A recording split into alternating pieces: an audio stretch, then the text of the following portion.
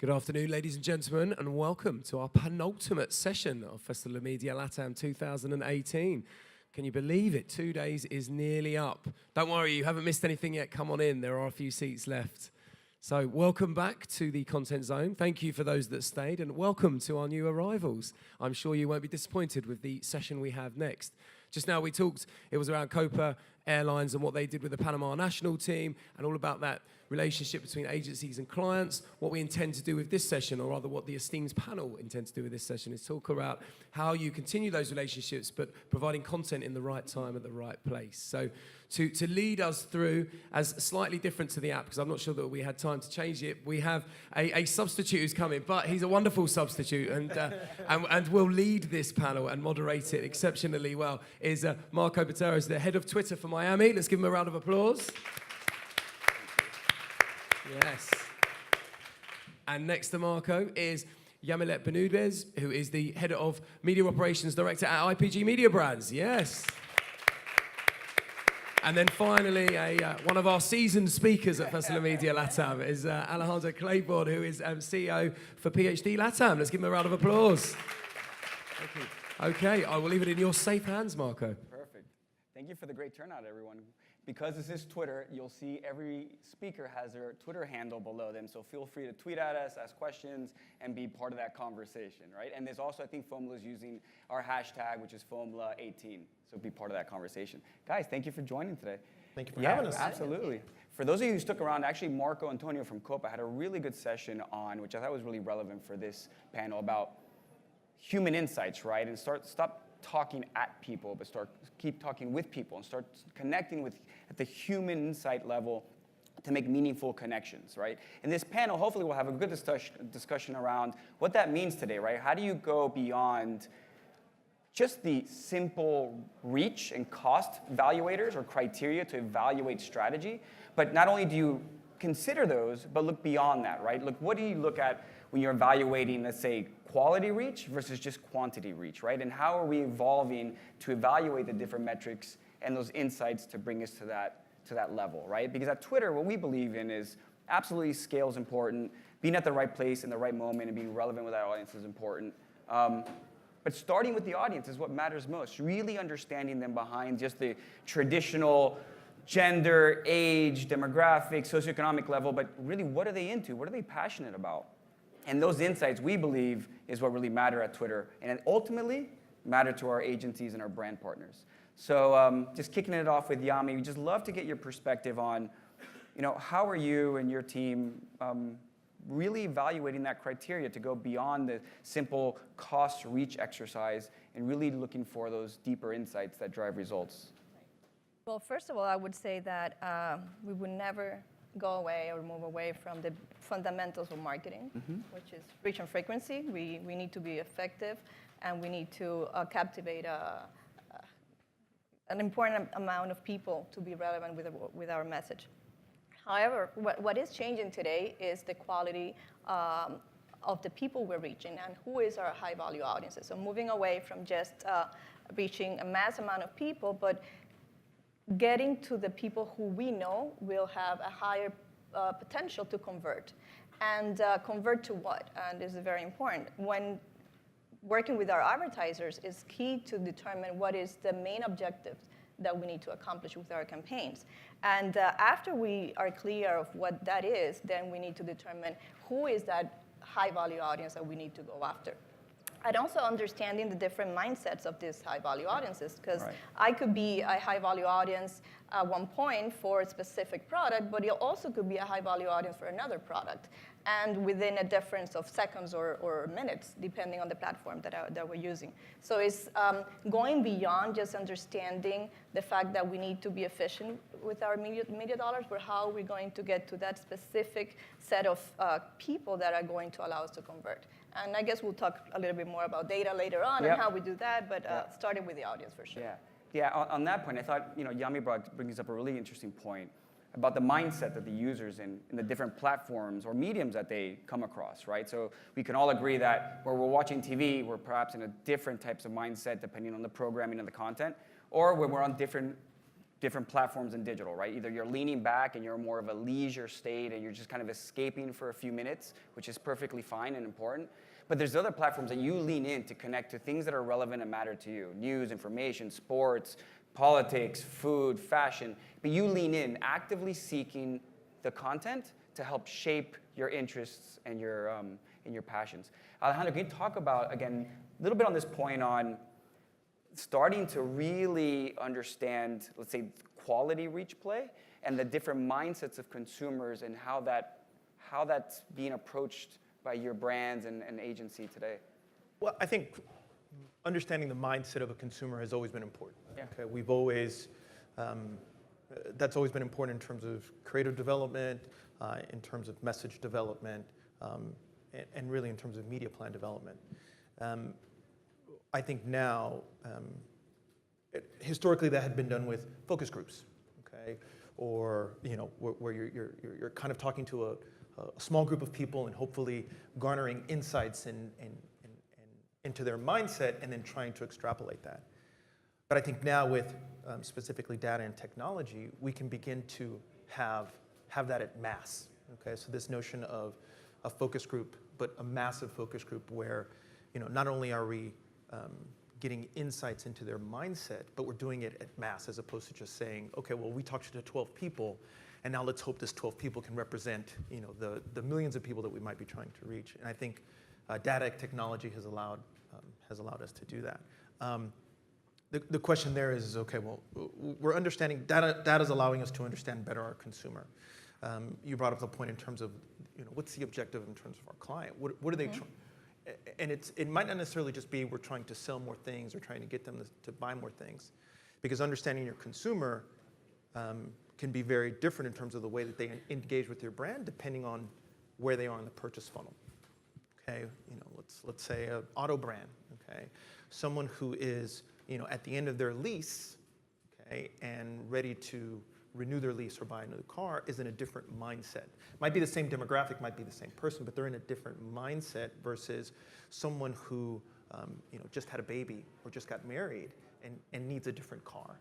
So how are we understanding that mindset, and how are we not only reaching them from a media perspective with context, but then how are we also aligning that with the message that's also relevant to that mindset into which they're in? So I think that is important. I think a lot of times we need to push back on our clients to have them brief us better. Okay, have them be a little bit more detailed in terms of what they're looking for. Okay, you can't have awareness, conversion, and engagement and conversion with the same campaign. Right. So how are we sort of pushing back with them, hopefully with the background of that data and the justification of that data, saying, okay, no. What is the KPI that actually really matters for what you're trying to do now? Yeah, absolutely. And I think, Yami and I were talking about this, if we want to kind of segment to the data point for a little bit. And Marco Antonio, again, I'm referring because he had a really good session on Copa Airlines. The data is everywhere, right? So PhD, IPG has data, Twitter has a lot of data, Copa Airlines has a lot of data. We all have data flowing around, right? But what happens is the data sets live in different areas, right? And unless you can all bring in and integrate the data set and look at it as holistically as possible to make more informed decisions about the ultimate goal or objective, whatever that is, how are you guys doing that nowadays? What are you guys looking forward to, or what are the kind of conversations you have with your clients and partners to really look at, okay, I'm going to make a more informed decision pre-strategy, right? Because I really painted, to your point, Alejandro, a deeper, more profound picture of the consumer that maybe the client only had one perspective, usually probably a very strong one, but so does all the experience the agency has, and so does all the experience the user set that we might have. So how are you integrating all the data to help make those informed recommendations and decisions, to not only evaluate cost and reach, which again we know will be always two very important variables in the equation, but effectiveness, I think, is going to be also very important, right? So when I get to the right message at the right time in that context, can I drive the end result, right? Well, I must say that this takes a cultural change, and agencies have a very, very important role in this. First of all, because we need to be totally agnostic. We get data from our media partners, we get data from our advertisers, and we have our own data.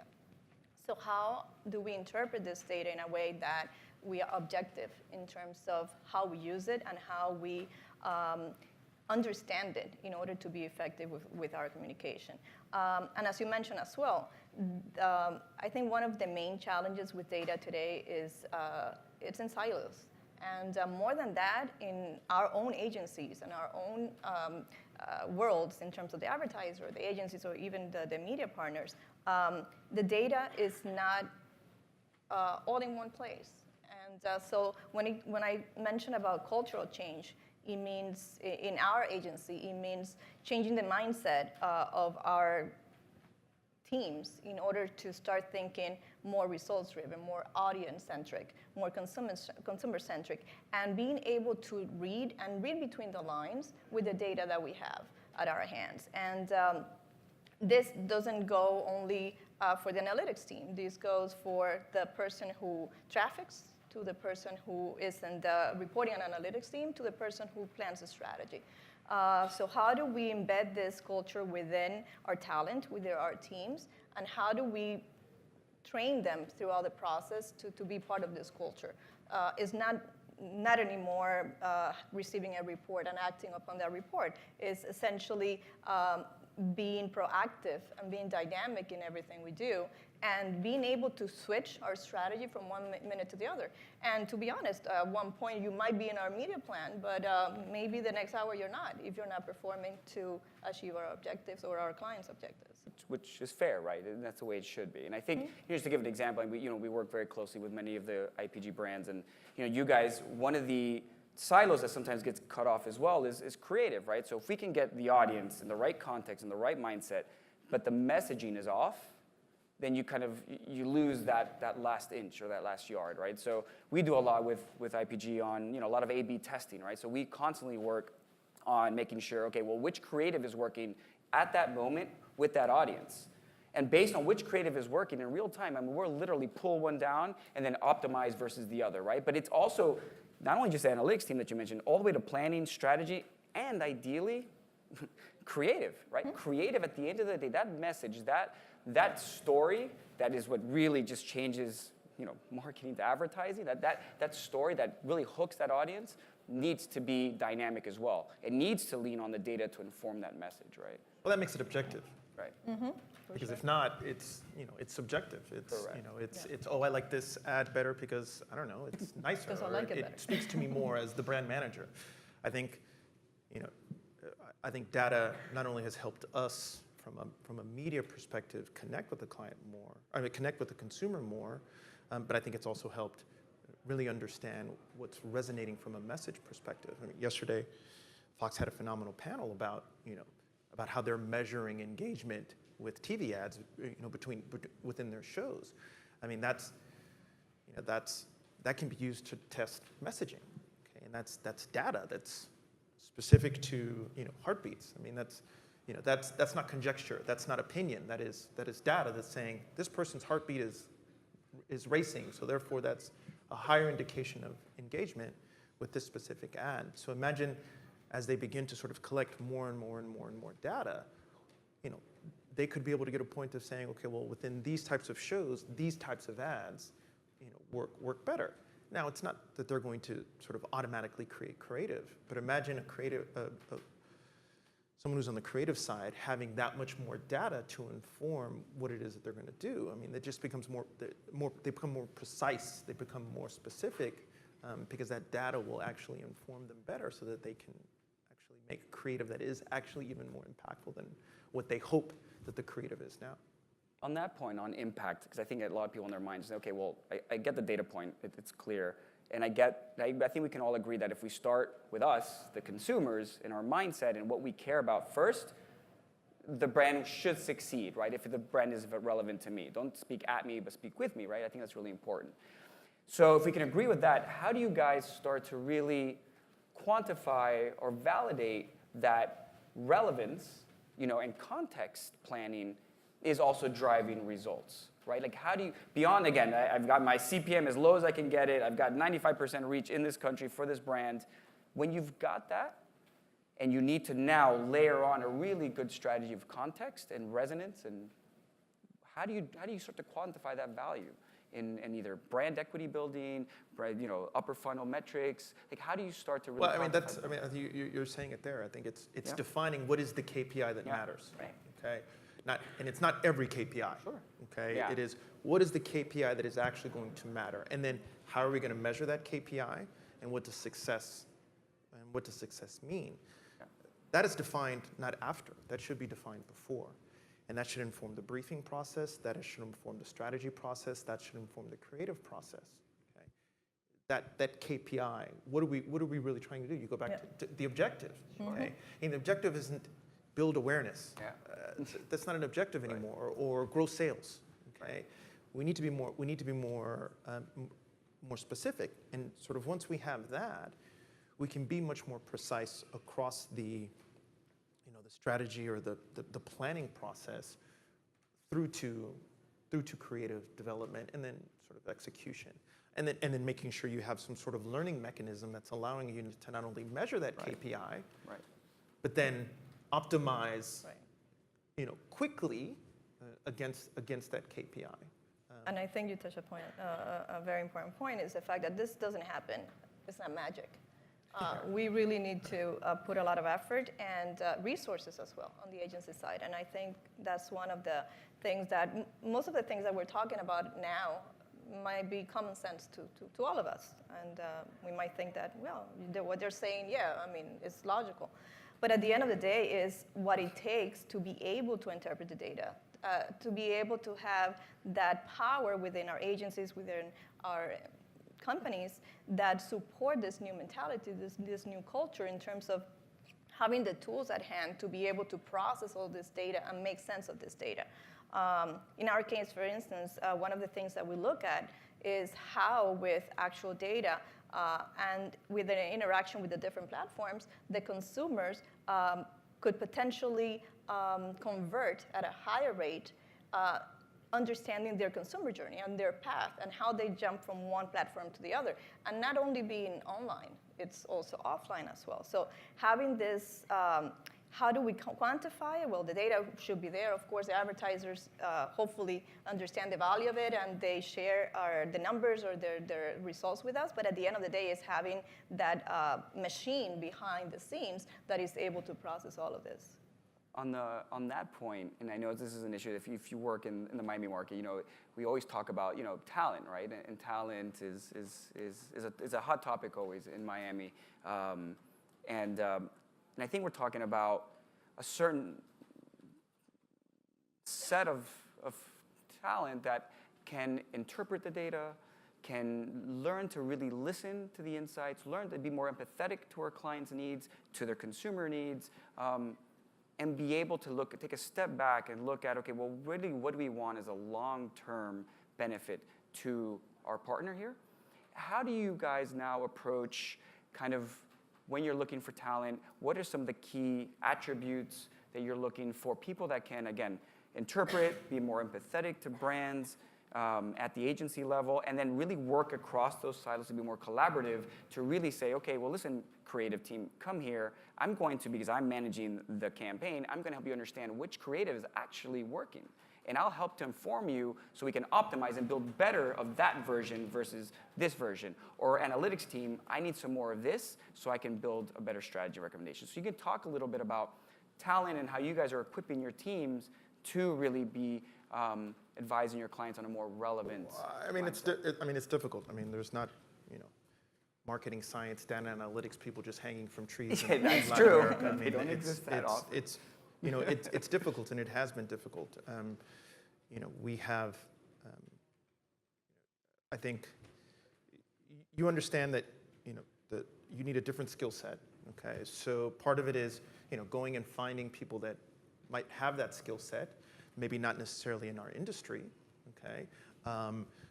Maybe outside of our industry or in a parallel industry in some shape or form, and bringing them in so they can give that point of view from a much more sort of data analytical marketing science perspective. Once you have those people, you put a learning plan together to make sure that you're trying to sort of horizontally permeate that learning across your organization. but that's that's also difficult, and it takes time, and you just have to trust that that it's the right decision. It's a decision for the future. Some people in your organization will embrace it, some won't. So you also have to have the as leadership and management have to have the wherewithal to say, hey, we need to sort of, we need to change. Whether you have a client leader who is still much more focused on managing the client's media budget, right. when you want them to be a brand consultant or really think about their business, because there's people knocking at the gate. There's the consultants that are sort of coming in and don't know crap about advertising or media, okay, but they come from a very analytical engineering consultancy background and can come in and say, well, look, I can using these consultancy techniques, do an assessment analysis, see what's the problem, recommend from a consultancy perspective.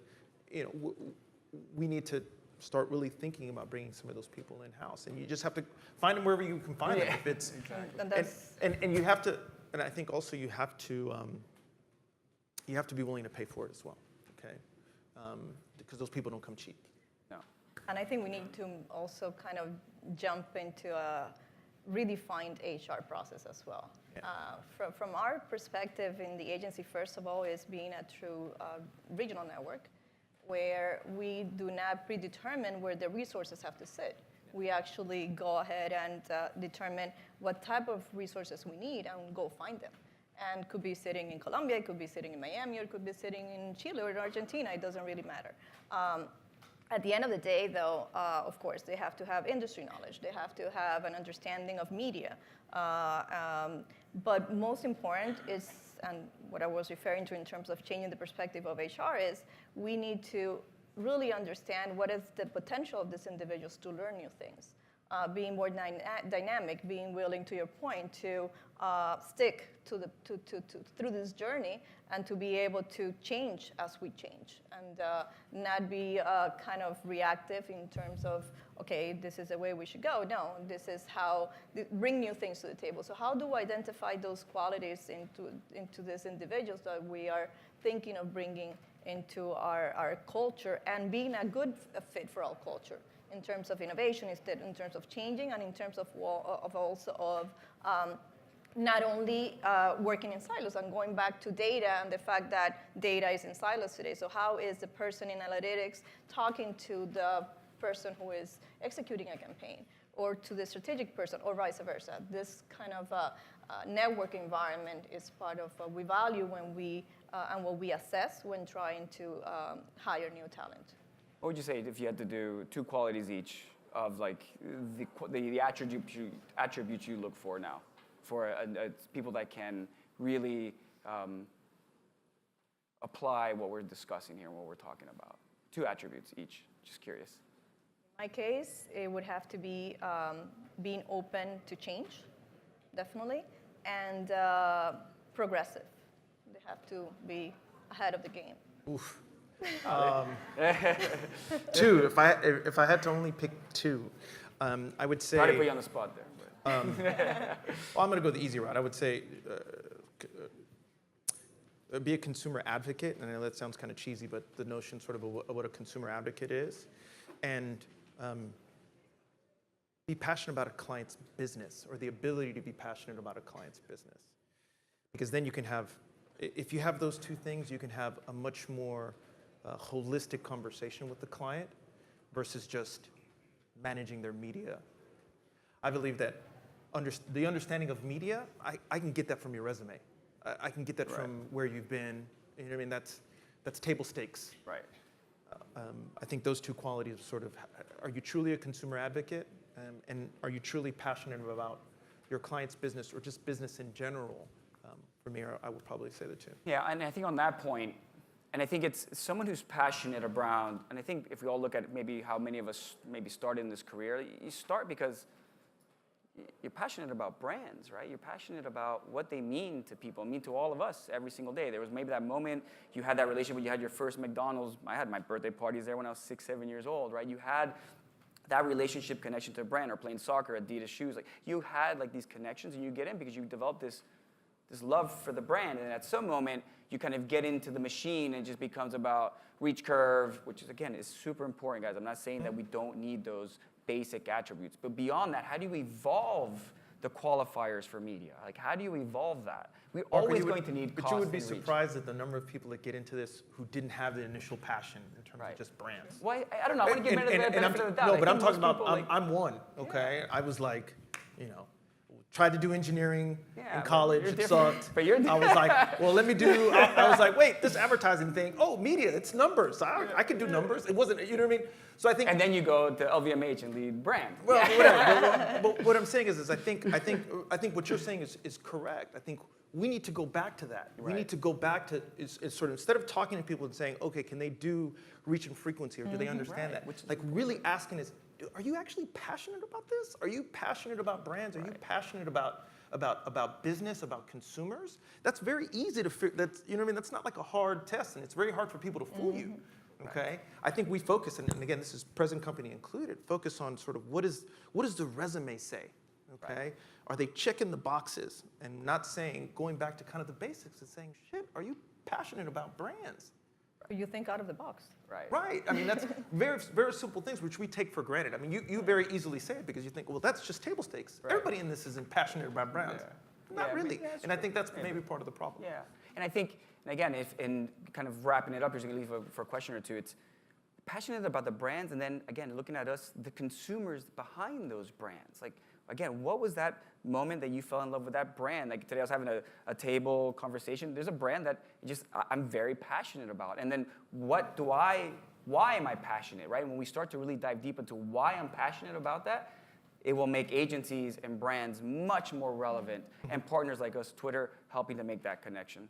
Hopefully this has been somewhat insightful for everyone, a good conversation. These are two amazing industry leaders. Thank you for supporting today, the platform. And any questions we can open? I think we have time, 30 seconds for a question or two, if you guys have any. We could get at least 2 in, that's okay. Thank you, everyone. Thank you for your time. Thank you.